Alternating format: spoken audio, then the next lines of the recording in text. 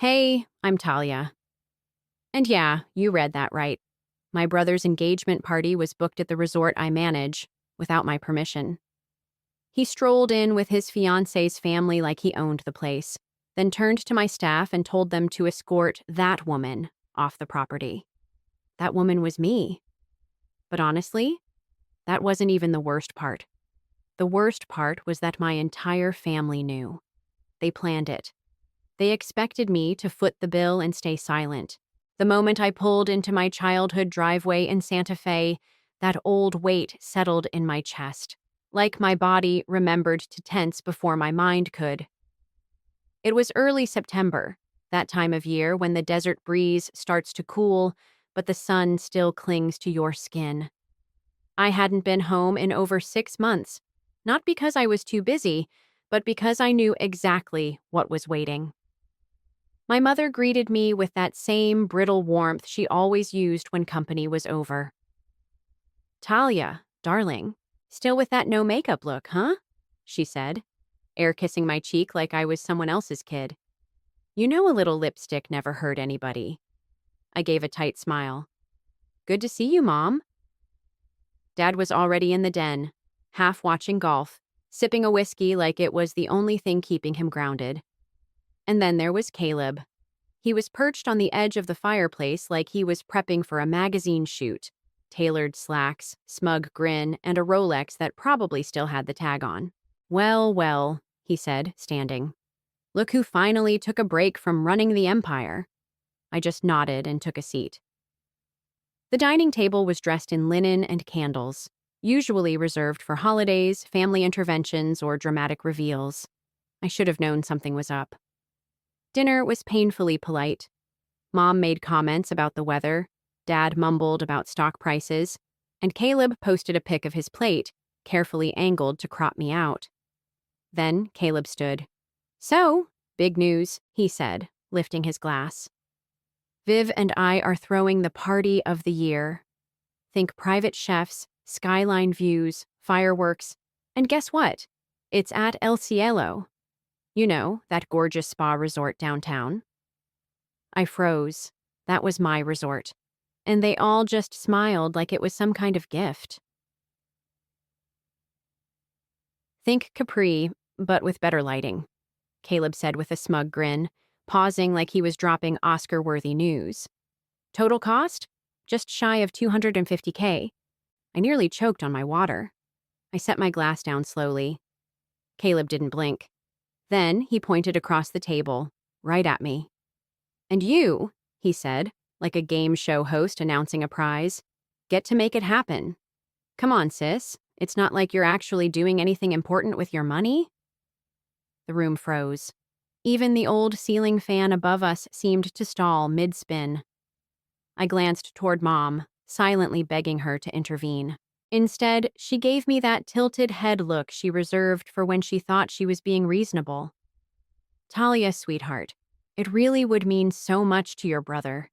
You've been so fortunate lately. Isn't it time you gave back a little?" Dad just kept eating. Didn't look up, didn't say a thing. And that's when it hit me. Hard. I wasn't family. I was funding. I tried to swallow the fury boiling up in my throat, but it tasted like copper and betrayal. I stood up before I exploded. Again. Back at my Adobe-style townhouse, I poured myself a glass of Merlot and leaned against the cool granite of my kitchen island, trying to rinse the night from my mind. Then my phone buzzed. It was Asha, my operations director, and the only person in my life who didn't sugarcoat anything. "Check Caleb's fiance's story." I opened Instagram. It was a split screen. On the left, a boomerang of Viv sipping champagne next to their event planner. On the right, a zoomed-in video of my car pulling into my driveway. Sun-faded paint, windows down. The caption? "When your millionaire sister lives like she's hiding from the IRS." The comments were brutal. At least she's not fake rich like the rest of them. That house screams social anxiety. Wait, she drives that? I stared at the screen, jaw locked so tight it felt like my molars were grinding to dust. I wanted to reply, to unleash the truth. What I'd built from scratch, the empire I owned, the people I supported. But I didn't. I just kept staring. They think this is about a party. They have no idea what they just started. 2 days passed. I ghosted everyone. Asha joked about tossing my phone in the Rio Grande, and I almost let her. Instead, I buried myself in permits and projections, fingers moving but my chest like a vice. The post was still up, still going viral. "She's not gonna stop," Asha muttered, drumming her fingers. "I know," I said, "but she's not the one I'm worried about." I'd seen this coming in pieces, like slow leaks beneath adobe walls, but now the crack had split wide open, and behind it, the rot was spreading. That afternoon, I was reviewing zoning permits when I caught a familiar silhouette through the frosted glass of my office door. My stomach dropped. My mother didn't believe in appointments. She floated in like she owned the entire block, arms full and scent trailing behind, lavender, lemon, and manipulation. "I thought I'd stop by," she said, setting a plastic container of banana bread on my desk. "Still no receptionist? Talia, honestly, you really ought to make this space feel warmer." I forced a smile. "Hey, Mom." She sat without being asked, crossing her legs like she was settling in for a TED Talk. "You're working too hard," she said, eyes scanning the office. "You always do. Just like your father. Except you know how to manage money. You get that from me." I stayed quiet. Asha's shadow lingered by the outer window, but I didn't call her in. Then Celeste reached into her oversized handbag and pulled out a thick cream envelope. "I brought something for you to glance over," she said, tone airy, like she was handing me a recipe or a save the date. I opened it slowly, expecting maybe a belated thank you note for showing up to dinner. Instead, it was a printed spreadsheet. Budget estimates. At the top, Caleb and Viv's Skyline Soiree. Midway down, underlined in pink highlighter, venue contribution, Talia, $250,000. Confirmed. My throat closed. "Confirmed?" I asked, sharper than I intended. "Who confirmed this?" Celeste's smile stayed frozen. "Sweetheart, let's not make this harder than it needs to be. Caleb doesn't have the funds for something like this. And your father and I, well, we're retired now. You know how it is. He's your brother." I laid the envelope down like it might burn through the table. "He humiliated me online." "Oh, he was just teasing. You know how siblings are." "He mocked my entire life. He's under pressure. Engagements can bring that out in people." I stared at her. "You're seriously asking me to pay for the guy who just turned me into a viral joke?" "I'm not asking," she said, voice low and calm. "I'm telling you the plan. You've always been the steady one." There it was. That word. Expected. Not requested. Not discussed. Just decided. I picked up the banana bread and handed it back. "Thanks," I said flatly. "But I'm good." She blinked, wounded. "Don't be like this, Talia. You're making it all so dramatic." "I think you've confused the definition of that word," I said evenly. Celeste stood, smoothing her blouse like she'd just finalized a corporate merger. "Let me know if you want me to send over the planner's contact. You're going to love her. Very boutique." Then she walked out, leaving behind the echo of her perfume and that damned envelope. I didn't tear it up. I didn't scream. I just walked to the window and stared at the street below, jaw clenched so tight it felt mechanical. They hadn't asked. They assumed. Assumed I'd fund the silence, the illusion, the family photo they could crop me out of again. I stood there longer than I realized, watching the street, the trees, nothing. The sun dipped behind the Sangre de Cristo Mountains, and the office went dark without me noticing. Eventually, I shut down the lights, walked through my quiet adobe home, and ended up in the kitchen. The banana bread still sat on the counter, wrapped in plastic, like it was some kind of offering, or maybe a warning. That same recipe followed me through childhood, especially when I got sick. Back then, I thought it meant love. Now it felt like a symbol. Sweetness masking control. I poured myself a glass of Tempranillo, opened my laptop, and tried to anchor myself in something. Leases, renovations, invoices. But my hands wouldn't move. My eyes just locked onto the screen until the letters lost meaning. And then it hit me. I was 10 years old. Hospital bed. Pale walls, the smell of antiseptic. Machines beeped steadily beside me. I'd caught a virus that clung to my lungs and wouldn't let go. Mom never left my side. "You're the reason I'm strong," she whispered once, brushing my hair back. "You saved me from myself, Talia." I remember blinking at her, frail and confused. The next night, I overheard her yelling at Dad on the phone, furious he hadn't brought the right insurance paperwork. "We gave up everything for her," she snapped. "I quit my job, Martin. You're working nights like a mule. I don't care. She's not going to some understaffed hellhole." Then she hung up and turned to me with that same soft smile. "We gave up so much for you, sweetheart. Just promise you'll never forget that, okay?" I was 10. I nodded. Back then, I thought it was love. Now I know. It was leverage. My adult self, alone in a quiet adobe kitchen, a freezer full of frozen enchiladas, and no one asking how I felt. Just what I could give. They never ask, they expect. And if I say no, they remind me, gently, pointedly, what they've done for me.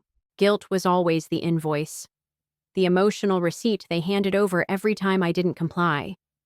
I started remembering the rest. The college planning meetings where I was expected to understand that Caleb's artistic exploration meant bouncing between majors while I worked 2 jobs to stay afloat. The holidays where my carefully chosen gifts were met with thin smiles and not bad for someone who's still single. Every sacrifice I made was supposed to come with a thank you note. Except mine. I opened a draft email to my mother.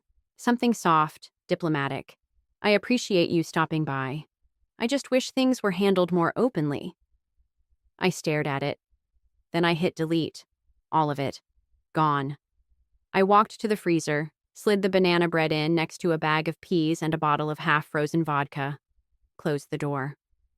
"I'm not your debt to collect," I whispered. "I'm not your redemption story." I didn't cry. Didn't smile either. But for the first time in years, I felt something sturdy under me. Something mine. I used to think being needed meant being loved. Now I'm not so sure. The next morning, I was back at my downtown office before sunrise. The coffee shop across the street still had its chairs up. I hadn't slept much, but I didn't feel worn out. I felt like a blade. Emails were piling up. Vendor follow-ups, wedding inquiries, fall schedule updates, but nothing held my focus. Until Asha walked in, holding a manila envelope like it was radioactive. "Courier dropped this off 10 minutes ago," she said, tone flat. "From Viv's assistant. Marked urgent, but guess who it's addressed to?" She dropped it on my desk. Talia Monroe. Elegant serif font, just under the crest of Monroe Events Group. Inside, a thick, glossy contract packet. Gold-trimmed tabs. Very Viv. Venue, the Imperial Deck House. Contact, Family Financial Liaison, Talia Monroe. Page 6, small print under Liability Adjustments. If the primary booking party fails to remit full payment within 30 business days, the listed family contact assumes financial responsibility for all balances, penalties, and legal fees. I blinked, then laughed. Sharp, dry. "She really thought I wouldn't read this," I muttered. Asha folded her arms. "Unbelievable." "She thought guilt would sign it for you," Asha said quietly. My fingers curled around the edge of the contract, just enough to feel its weight press back against my skin. I didn't speak for a while. I didn't need to. I slid the packet into the lower drawer of my desk and filed it away mentally under a new label. Evidence. "You know," I said finally, "if Viv spent half this energy managing her own finances, She wouldn't need a backup wallet with my face on it. Asha raised an eyebrow. Want me to shred it? No, let her wonder. I opened my email, clicked New Message, and addressed it to the Monroe Events Group assistant. No greeting, no sugar. Subject, Contract request. Body. We do not process documents submitted through emotional channels. All future communications must be routed through our legal department. Unsolicited contracts will not be acknowledged. T. Monroe, I hit send. Then I opened my calendar, scrolled to next week, and created a new recurring event. Title, Monitor Financial Setups. Family. I stared at the screen a second longer and whispered, that's the last time they catch me off guard. This wasn't heartbreak anymore. It wasn't even betrayal. This was business. And in business, I don't scream. I build walls high enough to echo. Saturday mornings at Somerset were usually my peace. I liked the ritual, walking the halls of the event space before it opened, clipboard in hand, checking linens and lighting like I was tuning an orchestra. But this morning felt different. There was a tension in the air I couldn't quite place. Asha followed close behind, tablet in hand, cross-checking logistics. She paused near the mirrored hallway and narrowed her eyes at the screen. Did you approve white gardenias for next weekend's VIP? I shook my head.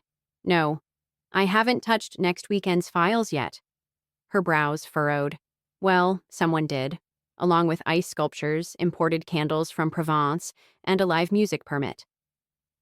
I walked over and scanned the screen. Client ID, SC3. Something inside me clenched.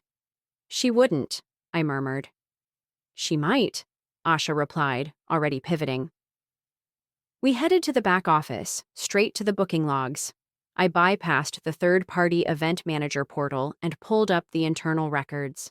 There it was. Somerset Grand Lux Package, booked under an external agency. Date, Serene's birthday weekend. No call, no email, no permission. She booked my venue like it was a hotel room. Like I was just another stranger in the reservation system. She's trying to force your hand, Asha said quietly. If the party's already in motion, you'll look petty canceling it. It was bold, desperate, but clever. I didn't respond. Instead, I pulled up Somerset's surveillance archive from the night before. There she was, Serene, clicking across my ballroom in stilettos that had no business on flagstone, arms flailing as she narrated her vision to a wedding planner I didn't recognize. She spun in a slow circle beneath my chandeliers, pointing toward the terrace like she'd drawn up the blueprints herself.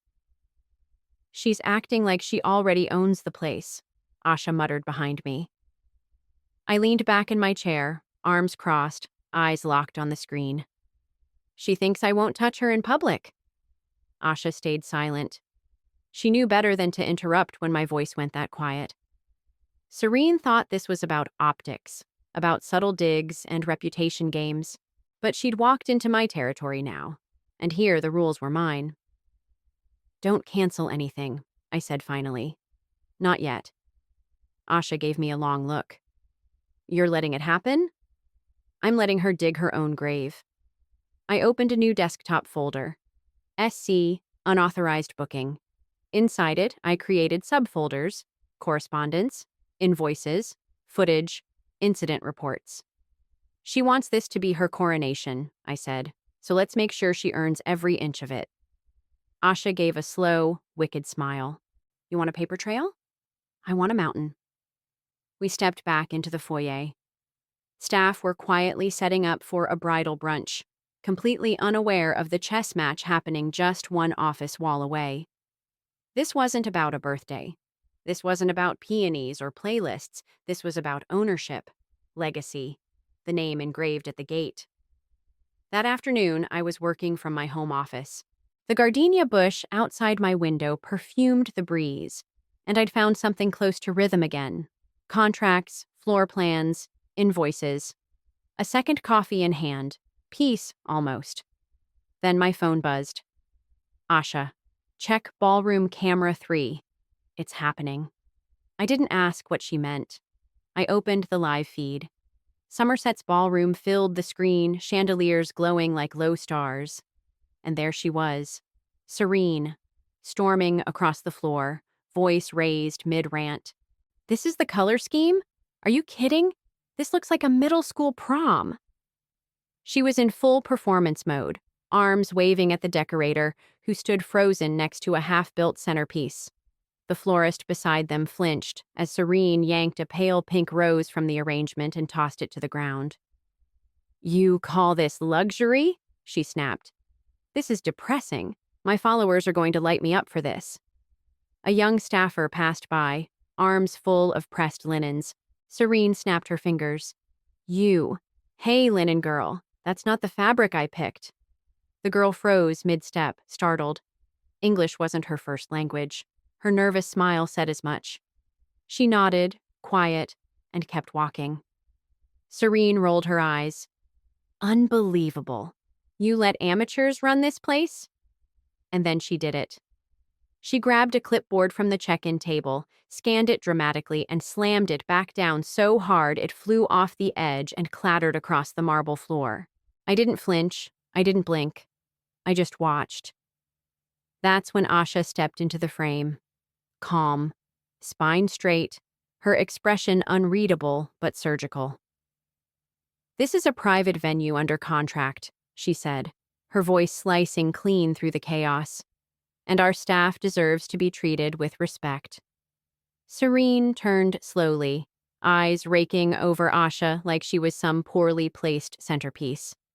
"Oh, please, spare me the lecture. Do you even know who I am?" Asha didn't miss a beat. "Do you?" The air snapped silent for a second. Even the florist stopped breathing. Serene scoffed and spun around, muttering about ungrateful staff and how she had her lawyer on speed dial. But I wasn't listening anymore. I'd heard enough. I leaned back, watching the last seconds of the security footage as Serene disappeared out of frame. Then I clicked rewind, played it again, watched her unravel, watched the proof pile up. I minimized the video and opened a folder already prepped on my desktop. Incident response. Inside, one file. Client policy, section 3.2. Grounds for termination and permanent ban. Harassment of staff. Venue defamation. Property disruption. Every box checked. I dragged the video into the folder and exhaled. She thought this was a private stage play. But she handed me the script and the ending. 2 days later, Somerset looked like something out of Architectural Digest. Orchids draped the railings, gold-rimmed chairs, light pooling across ivory linens. And Serene? She waltzed into the ballroom like she'd just won an award. She had no idea what was coming. Beckett trailed behind her, quiet and polite, but his posture gave him away, watchful, distant. His parents, Eloise and Whitman Alcott, followed at a measured pace. The kind of people who walked into a room and immediately assessed it by the way the air moved, the acoustics, the weight of silence. Serene spun toward the grand staircase, all sparkle and breathless confidence. "Isn't this perfect?" she said, gesturing wide. "It screams legacy."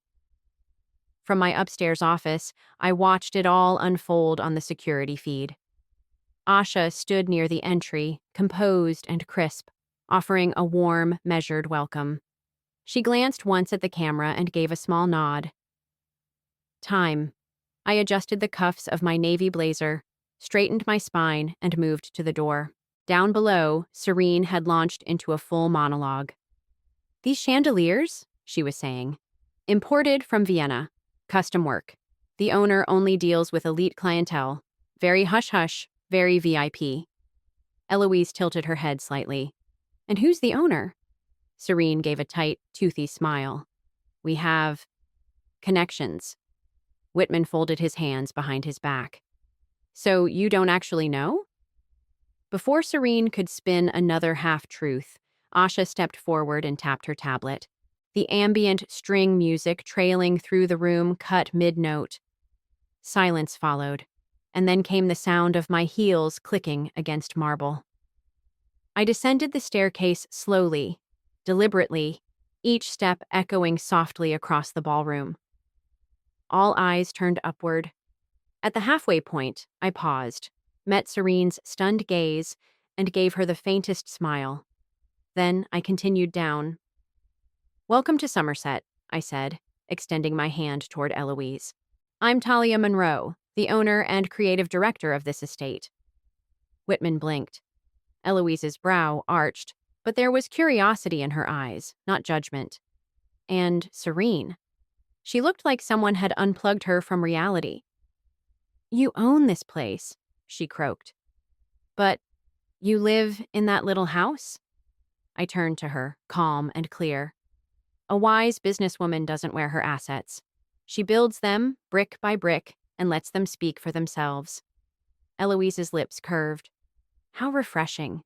I was beginning to think discretion was a lost art. Whitman gave a small nod. "Impressive, Ms. Monroe. Very impressive." Beckett looked at me differently now. Not with pity, not confusion, but with understanding. Serene? She stood frozen, jaw slightly ajar, scrambling for words that never came. I didn't gloat. I didn't smirk. I simply turned to Asha. "Please escort the Alcotts to the East Terrace," I said calmly. "I'll join them shortly." Asha nodded, already turning with poised grace as she gestured them toward the corridor.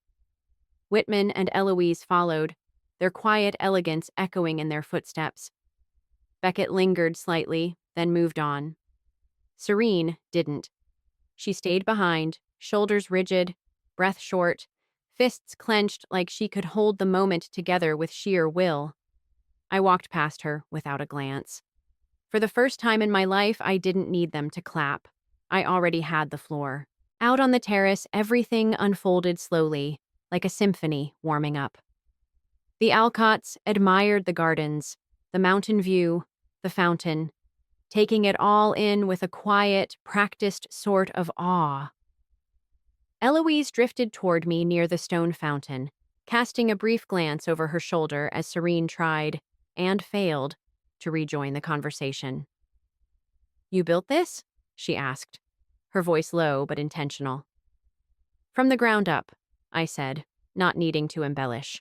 She exhaled softly, then gave me a look only seasoned women knew how to give. It was a blend of approval, recognition, and a silent understanding formed over years of being underestimated. "You're exactly the kind of woman our family respects," she said. "Quiet strength, real results." Behind us, Serene's voice cracked across the terrace like a strained violin. "Wait, Eloise, can we talk?" She sounded small, and for the first time in years, maybe since we were kids, she actually was the little sister. But Eloise didn't turn around. A few steps later, Whitman placed a firm hand on Beckett's shoulder. "You may want to rethink your priorities," he said. Beckett didn't answer. He looked at Serene, then at me. His silence didn't shield her. It revealed her.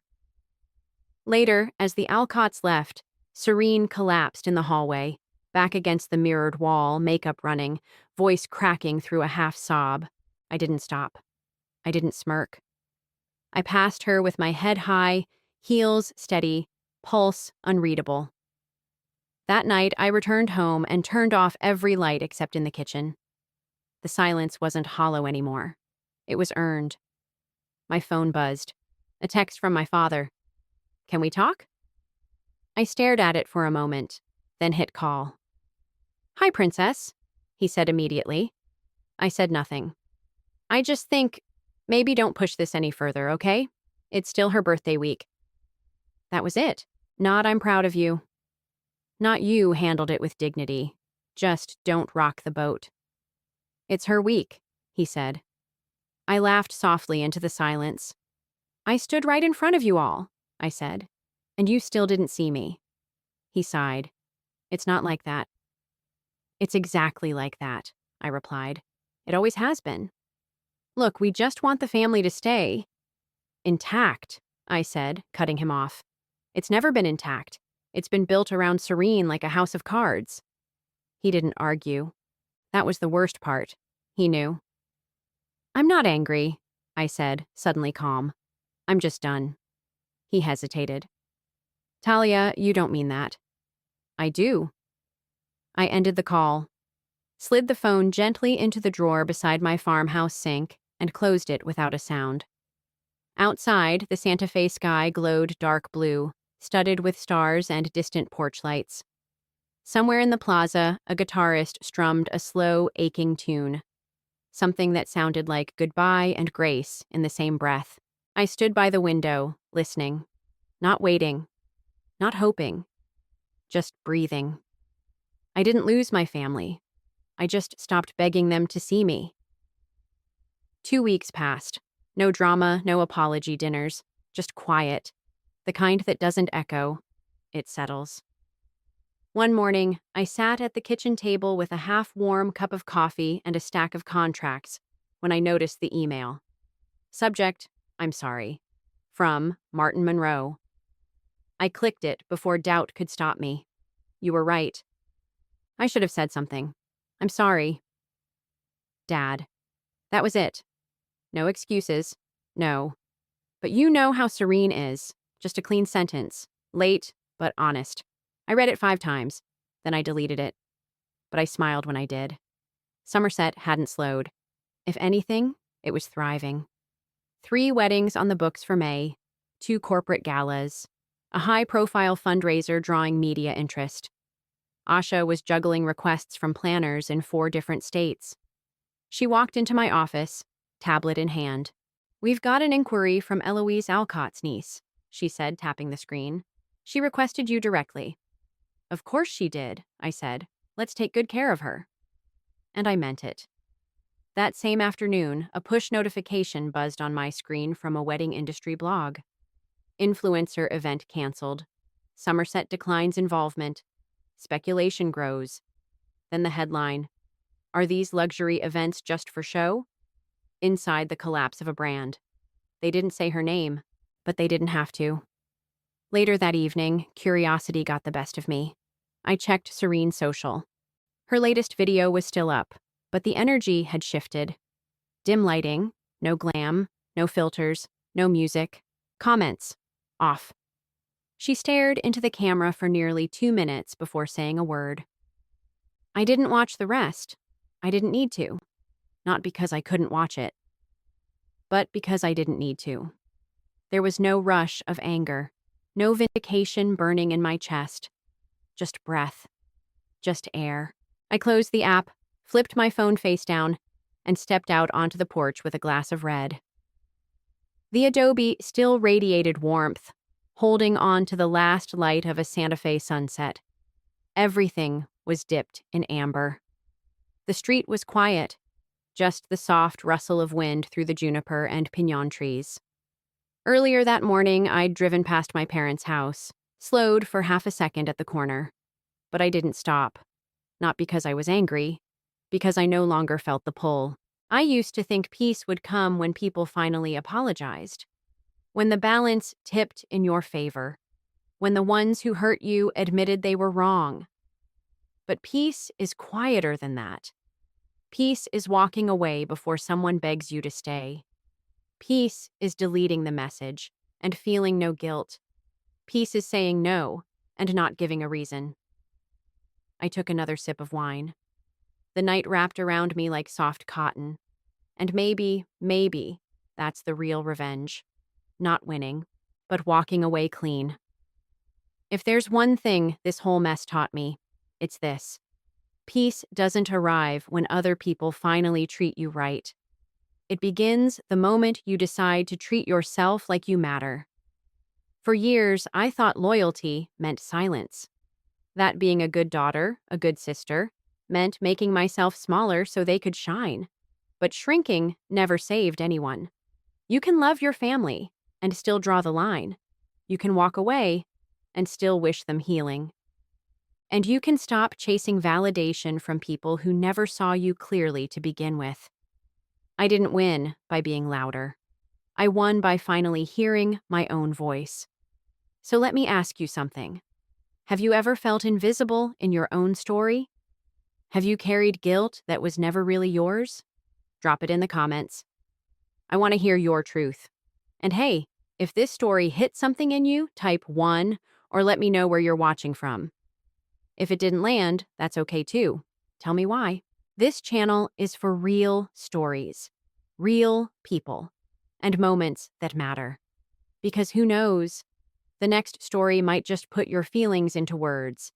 If you made it to the end, I want to hear from you, not just as viewers, but as people who know what it feels like to be overlooked, underestimated, or expected to stay silent. Leave a comment below, not for the algorithm, but for me. What would you have told me if we sat across from each other on that porch? What would you tell your younger self? And most of all, what line are you ready to draw? Your voice matters. And if my story reminded you of your own, I hope you walk away knowing you don't owe anyone your silence.